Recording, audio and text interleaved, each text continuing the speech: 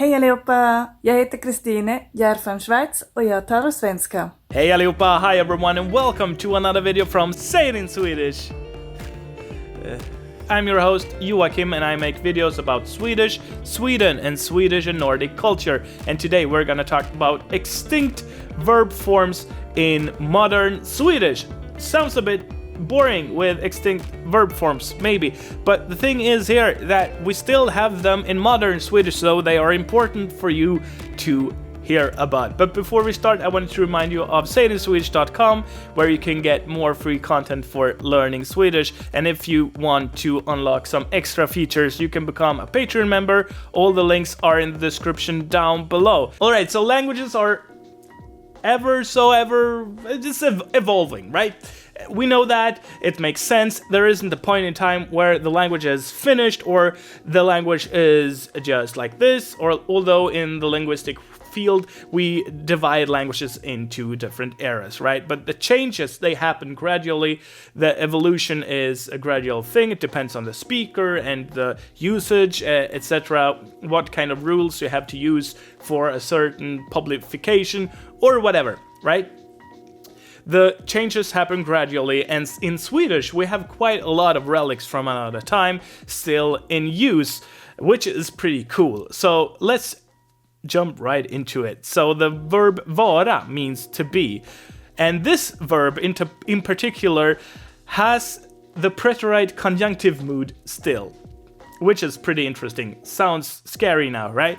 But this is expressed normally with the auxiliary verb skulle plus the infinitive form of the verb. In English, this would be would, right? So would be, skulle vara, it would be good, det skulle vara bra. But we can also say det vore bra. Vore is here the Preterite conjunctive mood, and it's basically only used with vara today.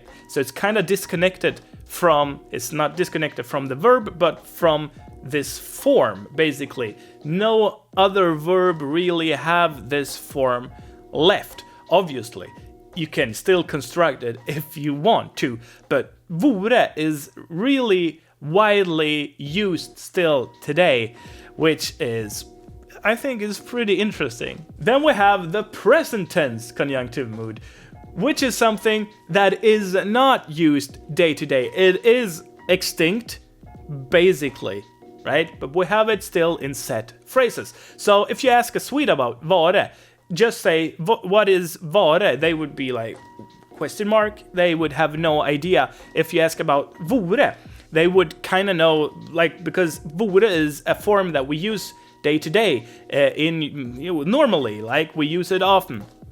They would, if they think a bit about it, maybe they would be able to explain like that it is just like skulle vara, for instance. However, vara is only used in set phrases and is today replaced with the auxiliary verb må, may, and the infinitive form of the verb. So, må plus vara here would be vare in the present tense conjunctive mood. And we use it in tack vare, which means thanks to.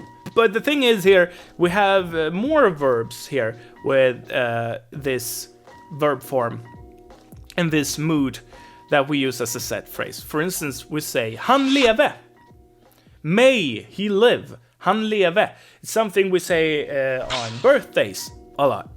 So if we sing the birthday song, which is ja må han leva, ja må han leva, ja må han leva ut i 100 år, ja visst ska han leva, ja visst ska han leva, ja visst ska han leva ut i 100 år.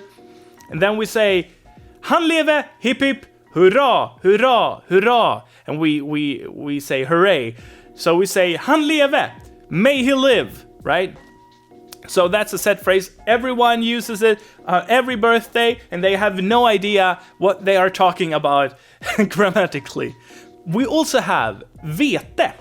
Vete means wheat, but in this case, it's the present tense conjunctive mood of veta, which is to know.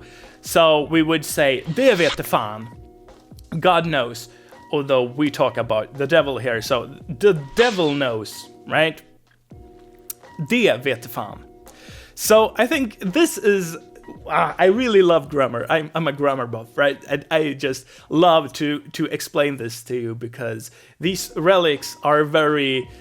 it reminds me of a time when Swedish was more complicated. And, well, basically all these relics makes Swedish kind of complicated to learn, right? Because we have so many exceptions and these little weird things in the language, but it's also the beauty of the language, I think. And now we have an extinct verb on our hands. Well, it's pretty much extinct. You will find it in the old classic, I say classic, Bible translation from 1917, because most Swedes grew up with that. I think we got the new one in 2000 or something like that. So you will have some classic sayings with this verb, like till jord ska du återvarda, to ashes you shall return, right? It's pretty different in Swedish. So to dirt you should become, into dirt, yeah, whatever. So you'll find it there in classic sayings and so on. But basically in modern Swedish, or at least a bit dialectal, like in the Stockholm area and so on, I think it's pretty widespread, but not throughout the whole country, etc. But that verb in its Preterite form, right? Vart. There you will find it again in modern Swedish. So det vart bra. That turned out great. Det blev bra. That is the normal modern way of saying it. Det blev bra. But I, for instance, could say, well, det vart bra. Det blev bra. Det vart bra. Right? I think it's so cool. But some Swedes, they don't use this, but they will probably understand it. I can't speak for everyone, but I think so. But it's just so cool. You don't need to use it, but it's important if you hear someone saying it. That's the most important thing with this video, that in this case, you don't need to use it, but if you hear it, you will understand what the hell it means. And lastly, I wanted to talk to you about the third person plural form of a verb. And yeah, you will be like, what the hell? What the hell? Swedish don't have those. No, Swedish does not have those. They died out a long time ago in Bethlehem. Well, they died out in speech a long time ago, in writing, and here we have the gradual evolution I talked about. They died out, well, officially earlier, but I know that they were used until the 40s, at least. Some people, older people, they still write like they have always written and so on. So they have to die, basically. They have to die before these things also die out, right? But for instance, on construction sites, you'll see signs with obehöriga äga ej tillträde. So äga is here the verb. It should say äger, which it does today. And that is something that I have noticed myself, that these signs are gradually disappearing, right? But they were a thing until pretty recently, or just a few years back, right? So that's why I want to mention this, because it's also very interesting. This form, or this way of writing, makes it feel kind of like an authority is speaking to you, right? So it will you will feel scared to break an entry, basically. So obehöriga is unauthorized. Äga is here own. Äger is own. Äga is to own, and äga is also the third person plural here. Obehöriga äga ej. Ej is also an older way of saying not in Swedish. And you'll find it sometimes, basically. And it sounds a little bit old-fashioned and dated.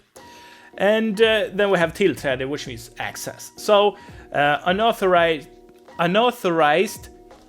people, in parentheses, we don't really need to say people here in Swedish, they don't have access, basically. That's what it says. But it says this in an old-fashioned tone that makes it feel a bit more daunting. But I've seen that they are phasing those signs out, and that's basically the only example that I have of this. But I wanted to mention it anyway because it's an interesting phenomenon. Basically because these verb forms, or this, especially this form, died out almost 100 years ago. That's why it's very interesting that it's still in use, or barely, but still, right?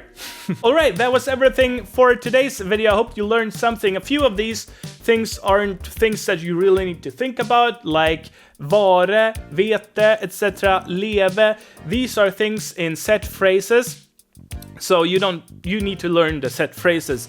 You don't need to learn the verb form. But things like vore and vart, these two things are used in modern Swedish today, so it's good for you to be able to use it and to understand it.